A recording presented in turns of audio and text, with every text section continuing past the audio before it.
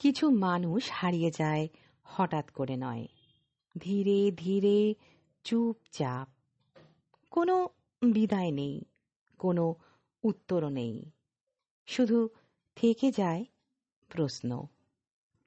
আজকের গল্প মানিক বন্দ্যোপাধ্যায়ের লেখা নিরুদ্দেশ। গল্প পাঠে আমি হৈমন্তী। গল্প পাঠ যদি ভালো লেগে থাকে তাহলে চ্যানেলটিকে সাবস্ক্রাইব করে পাশে থাকার অনুরোধ রইল। শুনতে থাকুন আজকের গল্প। মঞ্জু বাপের বাড়ি যায় না প্রায় ৩ বছর। অপমানে অভিমানে যায় না। বছর ৩ আগে ৩টি ছেলে মেয়ে নিয়ে মাসখানেক বাপের বাড়ি থাকতে গিয়েছিল। তার বাবা যোগেশ তাদের জন্য কিছু খরচ চেয়েছিল জামাই বিনয়ের কাছে। বড়ই আহত আর অপমানিত বোধ করেছিল মঞ্জু। দিনকাল বড়ই খারাপ, কিন্তু অবস্থা তো নেহাত খারাপ নয় তার বাপের। যোগেশ নিজে মোটা বেতনে চাকরি করে। মঞ্জুর বড় ভাই অনিলও ভালো চাকরি পেয়েছে। আগের মতো না হলেও মোটামুটি সুখে স্বাচ্ছন্দ্যে তাদের দিন কাটে। মেয়ে বছরে 1টা কি 1.5টা মাস থাকতে এলে তার খরচ চাওয়া। মুখে কিছুই বলেনি মঞ্জু, ঝগড়াঝাটি করেনি। করলে বোধ হয় তার অপমান অভিমানের জেদটা 3 বছর গড়াতো না। বিনয়কে সে বলেছিল, তুমি কাল পরশুই ফিরে যাও, গিয়ে 100টা টাকা বাবাকে পাঠিয়ে দিও। দিন 10 পরে এসে আমাদের নিয়ে যাবে। লিখবে তোমার অসুবিধা হচ্ছে। মোটে দিন 10 থাকবে? তাহলে টাকা পাঠাবো কেন? ছি, এত ছোট করো না মন। বাবাকে নয় 100টা টাকা এমনিই দিলে। অত হিসাব কেন? আর তো দিতে হবে না কোনো দিনও।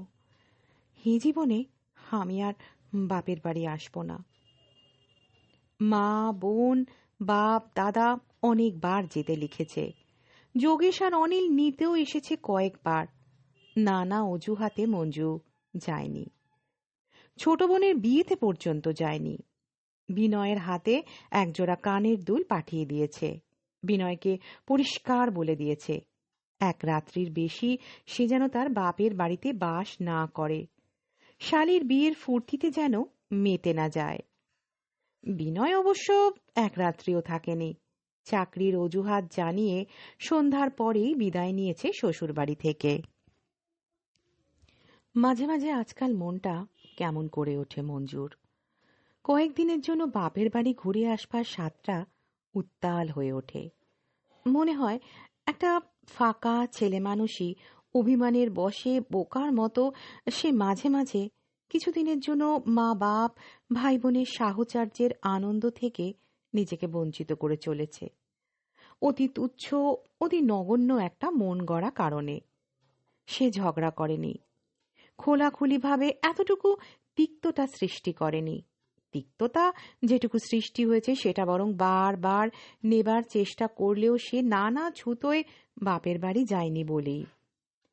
ও বাড়ির মানুষেরা হয়তো খানিকটা আঁচ করেছে তার মনের কথা। সেবার 1 মাস 1.5 মাস থাকতে গিয়ে বিনয়ের কাছে খরচ চাওয়ার পর মোটে 10 দিন ম্লান গম্ভীর মুখে কাটিয়ে ফিরে যাওয়ার পর 3 বছর একদিনের জন্য বাপের বাড়ি পা না দেবার কারণ কতকটা নিশ্চয়ই আন্দাজ করেছে। কিন্তু ওটাই যে তার আসল কারণ, তার মন যে বিগড়ে গেছে ওই একটি কারণে, সেটা থেকে গেছে তারই মনের গহনে।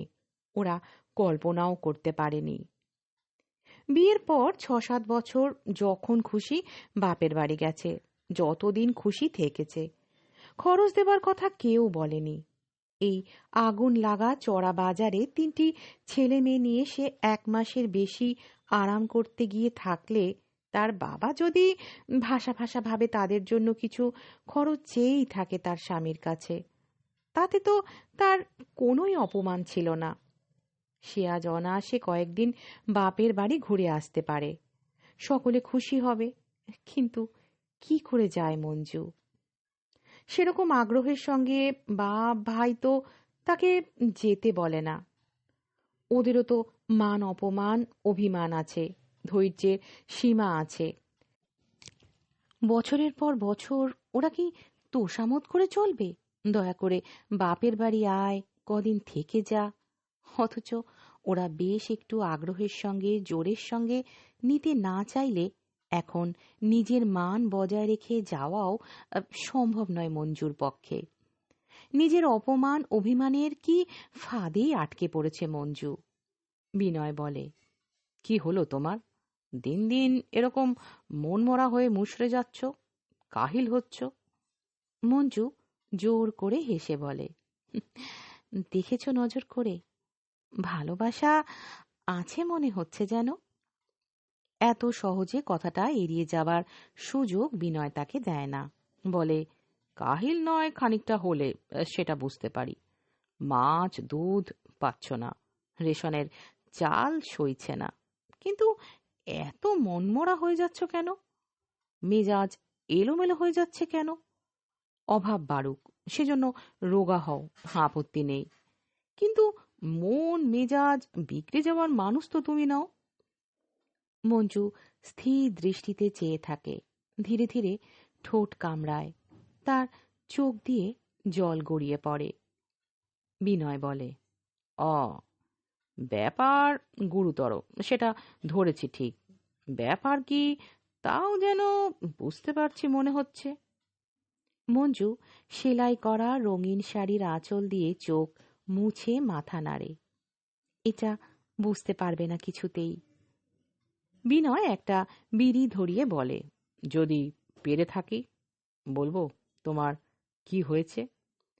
বাপের বাড়ি যাওয়ার জন্য মন কেমন করছে, খারাপ লাগছে। মঞ্জু একেবারে থ বনে যায়। তুমি কি ম্যাজিক জানো? আগে না, এটা বোঝা মোটেই কঠিন নয়। ঝঞ্ঝাট ঝামেলা এসবেরও তো রীতিনীতি আছে, বেশি দিন চললে ওসব পুরনো হয়ে যায়।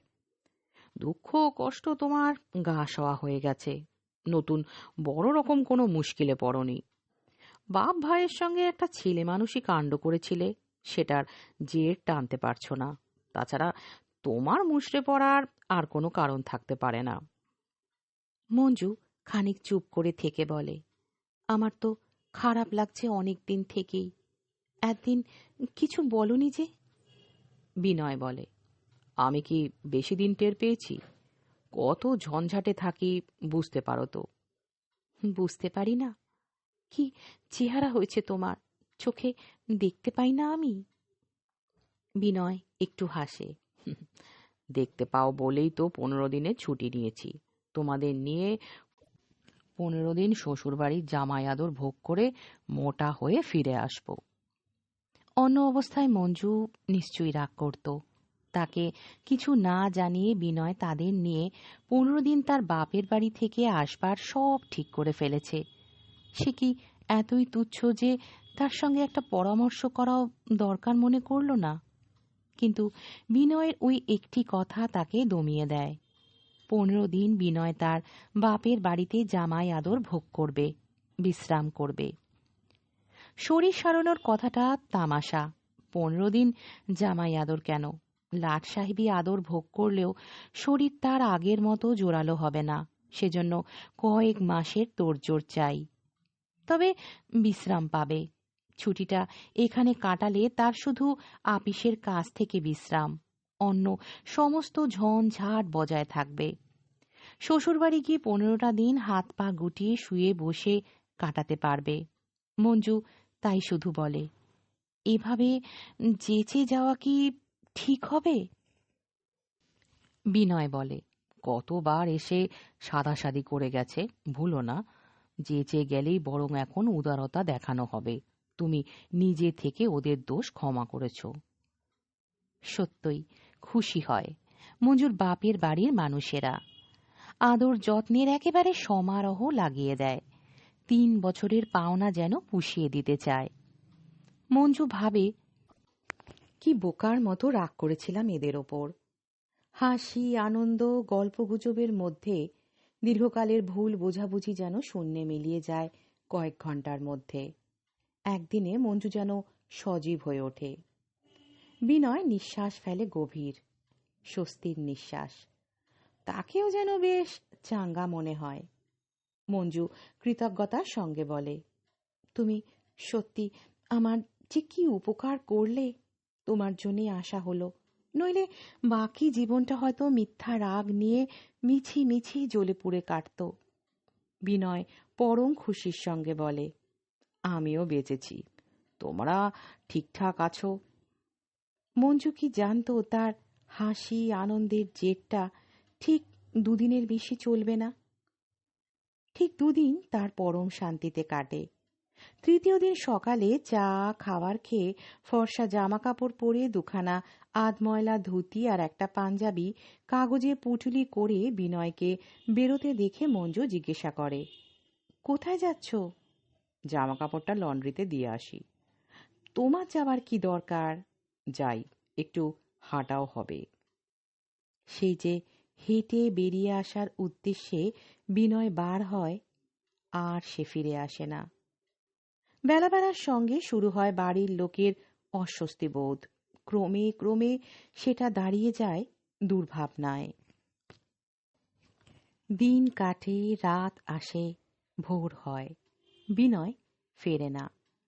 এভাবে কিছুক্ষণের জন্য একটা মানুষ বেরিয়ে গিয়ে বাড়ি না ফিরলে খোঁজখবর নেবার জন্য যা কিছু করা দরকার সবই করা হয়।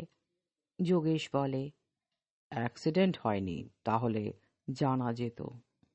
এইটুকুই সকলের ভরসা। দুর্ঘটনা ঘটে থাকলে তার খবরটা অজানা থাকে না। মঞ্জু একটা ঢোক গেলে বলে, আমি ফিরে যাই বাবা, আমার এখানে আশা নিয়ে কিছু একটা গোলমাল হয়েছে, ও বাড়িতে ফিরে গেছে মনে হয়। অনিল বলে, দাঁড়া, আমি খবর নিয়ে আসছি। চলো, আমিও তোমার সঙ্গে যাব, ওরা থাক। অনিলের সঙ্গে মঞ্জু একা ও বাড়িতে যায়। দেখা যায় তাদের ঘরের দরজায় তালা ঝুলছে দুটো। অন্য ঘরের ভাড়াটেদের কাছে খবর পাওয়া যায় বিনয় আগের দিন সকালে ঘণ্টা দুয়েকের জন্য এসেছিল। বাড়িওয়ালার সঙ্গে বিনয়ের ভাড়া নিয়ে ঝগড়া হয়।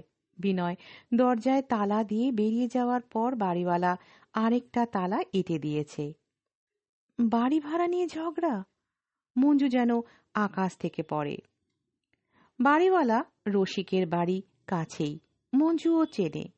অনিলকে নিয়ে সে ব্যাপারে বুঝতে চায়। অনিল জিজ্ঞাসা করে, আপনি এদের দরজায় তালা লাগিয়ে দিয়েছেন কেন? রসিক বলে, ভাড়া না মিটিয়ে মালপত্র নিয়ে যে পালাতে পারে, এই জন্য। কমাসের ভাড়া বাকি, 3 মাস হয়ে গেছে। মঞ্জু আর অনিল মুখ চাওয়াচাই করে। অনিল রসিককে বলে, তালা খুলে দিন, আজকেই সব ভাড়া পাবেন। ঘরে ঢুকে ধপাস করে খাটে বসে পড়ে মঞ্জু। বলে, হে, কিরকম ব্যাপার হলো? 3 মাস ভাড়া বাকি পড়েছে, আমি কিছু জানি না। অনিল বলে, তুই বস, আমি ব্যাংক থেকে ঘুরে আসি। মঞ্জু একটু ভেবে বলে, একটা কাজ করো, ব্যাংক হয়ে ওর আপিসটা ঘুরে এসো, আপিসে খবর নেওয়া উচিত। রাস্তায় অনিল ট্যাক্সি নেয়। ব্যাংকে টাকা তুলে বিনয়ের অফিসে খবর নিয়ে বাড়ি ফিরতে তার 2 ঘন্টার বেশি সময় লাগে না। খবর কি? না, 5 মাস আগে অফিস থেকে বিনয় ছাঁটাই হয়েছিল। মঞ্জু বিহবলের মতো বলে, 5 মাস আগে? রোজ নিয়ম মতো আপিস করেছে, 15 দিনের ছুটি নিয়েছে বলল। তাহলে কি অন্য অফিসে ঢুকেছে? মঞ্জু ম্লান গম্ভীর মুখে বলে, আমায় না জানিয়ে? ছাঁটাই হওয়ার কথাটা নয় চেপে গিয়েছিল, আরেকটা কাজ পেলে জানাতো না? আমি এবার বুঝেছি ব্যাপার, আর উপায় ছিল না। আমার দায় তোমাদের ঘাড়ে চাপিয়ে সরে গেছে। অনিল একটু ভেবে বলে, লজ্জায় সরে গেছে সেটা বুঝতে পারি, কিন্তু এভাবে নিরুদ্দেশ হয়ে কেন? একটা চিঠি লিখে তোকে তো জানিয়ে যেতে পারতো। মঞ্জু বলে, তাও বুঝলে না? 5 মাস টেনেছে, আমায় টের পেতে দেয়নি। আশা করেছিল এ কদিনের মধ্যে যদি কিছু করতে পারে, সামলে নিতে পারে। অনিল বলে, আহা, নিরুদ্দেশ হলো বলেই আমরা জানতে পারলাম। ওখানে থেকে উপায়ের চেষ্টা করলে আমরা তো টেরও পেতাম না। মঞ্জু বিষণ্ণ মুখে একটু হাসে। সেরকম মানুষ কি না এই অবস্থায় শ্বশুর বাড়ির অন্ন ধ্বংস করবে? তাহলে আগেই গিয়ে সাহায্যের জন্য হাত পাতত। আজকের গল্প নিরুদ্দেশ এখানেই শেষ হলো। গল্প পাঠ আপনাদের কেমন লাগলো অবশ্যই কমেন্ট বক্সে জানাবেন। আর যদি গল্প পাঠ ভালো লেগে থাকে তাহলে গল্পটিকে লাইক করবেন। আপনাদের আত্মীয় পরিজন বন্ধু বান্ধবের মধ্যে গল্পটিকে শেয়ার করবেন এবং আমার এই চ্যানেলটিকে সাবস্ক্রাইব করে পাশে থাকবেন। আজকের মতো এখানেই বিদায় নিচ্ছি। ফিরে আসবো আবারও একটি নতুন গল্পের সাথে। ভালো থাকবেন, সুস্থ থাকবেন।